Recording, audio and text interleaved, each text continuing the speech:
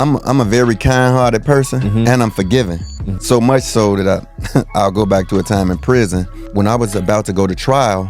A guy called a memory and said that he was getting X amount of drugs from me for this amount of time, and they gave me a drug amount, put another like 10 or 12 keys on my case from him, saying that he was getting these keys from me. And if I would have just took a plea agreement, they would have gave him 5 years off of his sentence. This is how diabolical the feds are. They just wanted his testimony so it can make their case against me stick more. Correct. It got what's called relevant conduct. That would have made the drugs stick as well. Like, it's a cold game in the system. That's why I come home and I speak to it. I went to trial.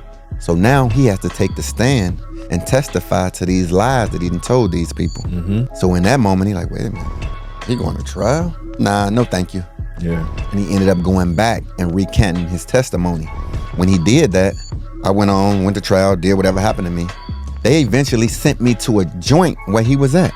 So now, mentally, I gotta be in the right headspace, or this can go all the way left. Yeah. Because my guy's gonna ride, they're gonna find out there's a bunch of stuff can happen behind this. In a situation where somebody get really hurt, and now I get more time on top of the time I got. So I'm thinking like, man, these people really trying to play with me. Yeah. So they brought me in. The captain, all that came to me and said, listen, such and such is on this compound. I'm telling you now.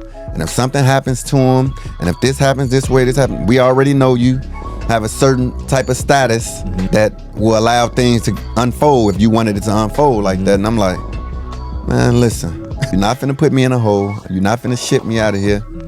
I come down here on grown man time.